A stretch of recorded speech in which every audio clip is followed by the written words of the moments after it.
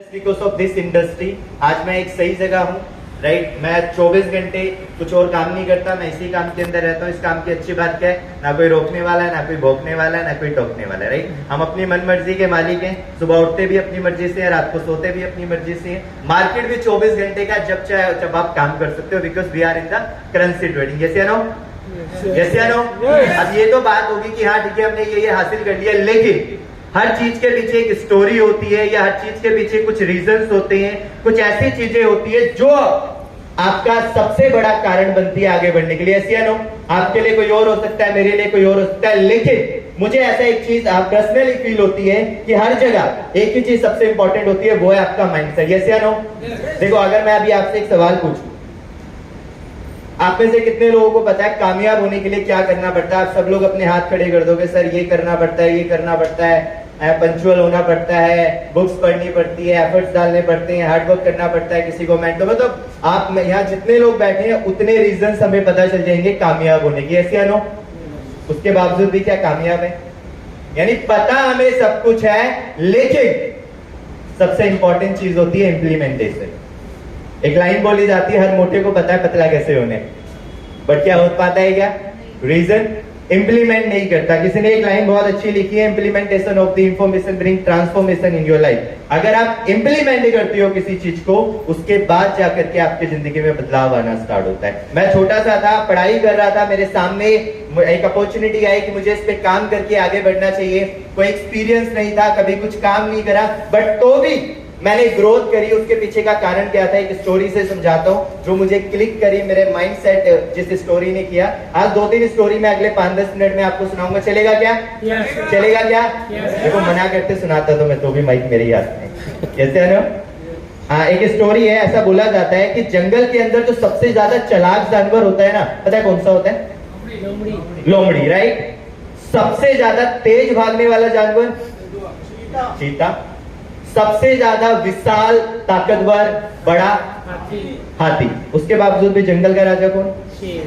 ये बात मुझे क्लिक कर गई कि दुनिया में राज करने के लिए, बड़ा बनने के लिए, लीड करने के लिए आपको सबसे ज्यादा शक्तिशाली होने की जरूरत नहीं है, चालाक होने की जरूरत नहीं है, तेज होने की जरूरत नहीं है। बस जरूरत तो एक ही चीज की है, वो है सही एटीट्यूड की, सही माइंडसेट की। यस या नो? अगर आपके पास वो माइंडसेट है तो आप डेफिनेटली किसी भी काम में, आप चाहे ट्रेडिंग के अंदर हो, एफिलिएट के अंदर हो, किसी भी चीज के अंदर हो, आप आगे बढ़ सकते हो। मैं आपको एक स्टोरी सुनाता हूं।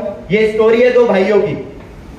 2 जुड़वा भाई होते हैं, उनको ये उससे पहले की बताता हूँ, उनके और ऊपर की, उनके मम्मी पापा की। एक आदमी होता है, वो अपनी लाइफ में कोई काम नहीं करता। उसने बचपन में पढ़ाई लिखाई भी नहीं करी, कोई काम नहीं करता, दारू वारू पीता रहता है, आवारागर्दी करता रहता है। तो जब भी कोई ऐसा काम करता है तो उसके माँ बाप सोचते हैं इसकी शादी करा देते, क्या पता सुधर जाए। तो उसकी शादी करा दी जाती है।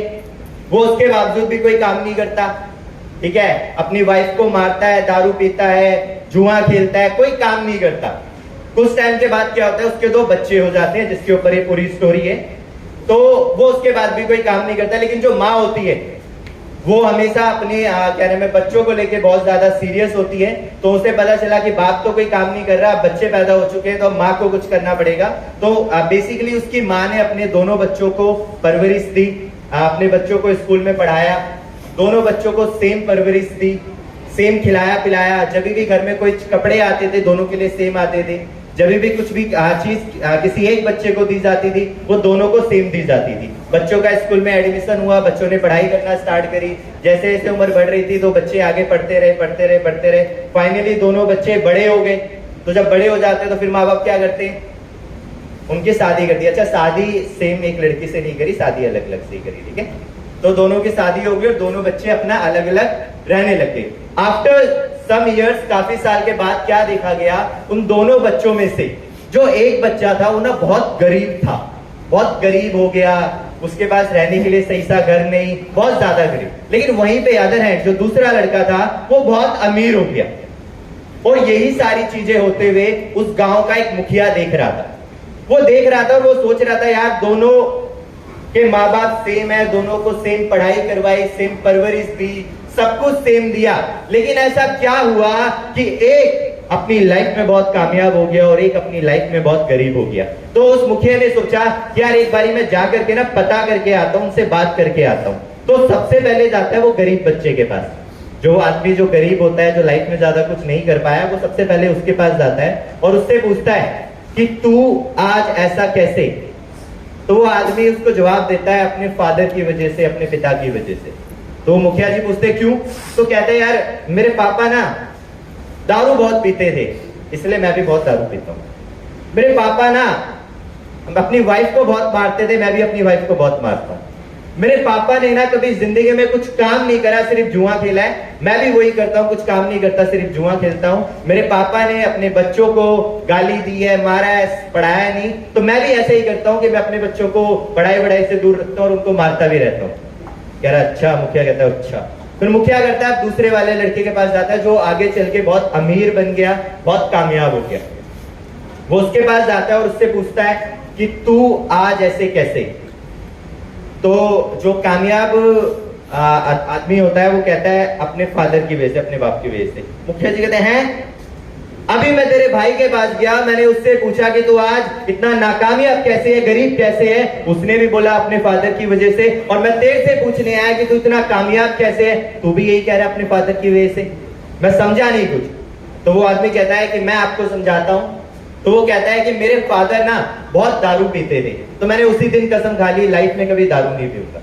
मेरे पापा अपनी वाइफ को मारा करते थे, मैंने उसी दिन कसम खा ली मैं कभी अपने वाइफ के हाथ नहीं उठाऊंगा। मेरे पापा जुआ खेलते थे, मैंने कसम खा ली मैं कभी जुआ नहीं खेलूंगा।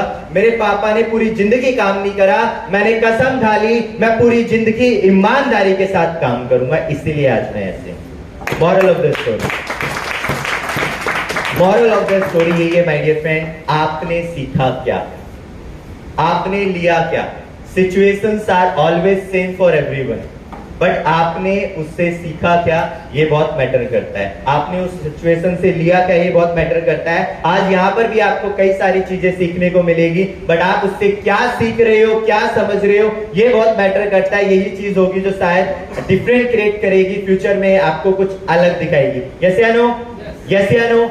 माय डियर फ्रेंड, अगर आप इस चीज में विश्वास रखते हैं और आप सीखने के लिए तैयार हैं, ये अपॉर्चुनिटी आपके लिए एक और स्टोरी से समझाऊंगा किस तरीके से आपकी हेल्प करेगी। एक मछली थी, वो समुद्र से तैरते तैरते एक कुएं में जाके गिर गई। तो कुएं में वहां उसे एक मेंढक मिलता है। तो मेंढक मछली से मिलता है और दोनों आपस में बात करते हैं, दोनों की आपस में फ्रेंडशिप हो जाती है। मेंढक अपने कुएं के बारे में बताता है, मछली अपने समुद्र के बारे में बताती है। तो ऐसी आपस में दोनों की बात होना स्टार्ट हो जाती है और मछली उससे कहती है कि तुझे पता है मेंढक, हमारा समुद्र कितना बड़ा है? तो मेंढक कहता है हाँ इतना बड़ा होगा, ऐसे ऐसे हाथ करके बोलता है इतना बड़ा होगा। वो मछली कहती है नहीं इससे भी बड़ा। तो मेंढक और मछली बीच में बैठे होते हैं कुएं के, ये उस कोने तक होगा। मछली कहती है नहीं उससे भी बड़ा। फिर मेंढक कहता है कि अच्छा उस कोने से लेके उस कोने तक होगा। फिर मछली कहती है नहीं उससे भी बड़ा। फिर मेंढक कहता है चल झूठी, इससे बड़ा तो कुछ होता ही नहीं। अब मैं आपसे एक सवाल पूछता हूँ, क्या मेंढक झूठ कह रहा है, गलत कह रहा है? सही बोल रहे हैं। क्या मछली गलत कह रही है? सही बोल रहे हैं। दोनों अपनी जगह ठीक है। बट आपको नहीं लगता कि अगर मेंढक मछली की बात पे विश्वास कर ले, उसकी बात को समझ ले, मान ले, तो एक ना एक दिन वो भी समुद्र तक पहुंच सकता है? यस या नो? यस या नो?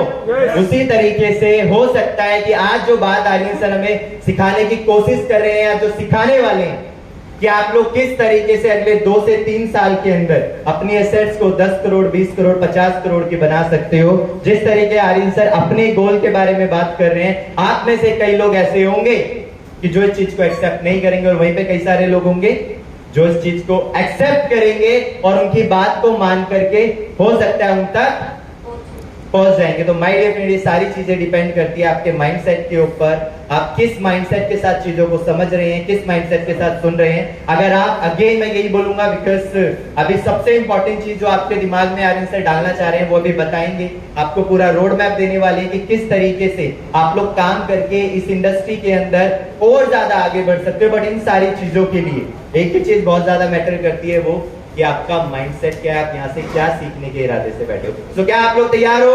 यस क्या आप लोग तैयार हो? यस या नो? Yes. यस या नो? तो my dear friend, without taking much time मैं यहीं पे हैंड ओवर करूंगा। Thank you so much for listening to me patiently.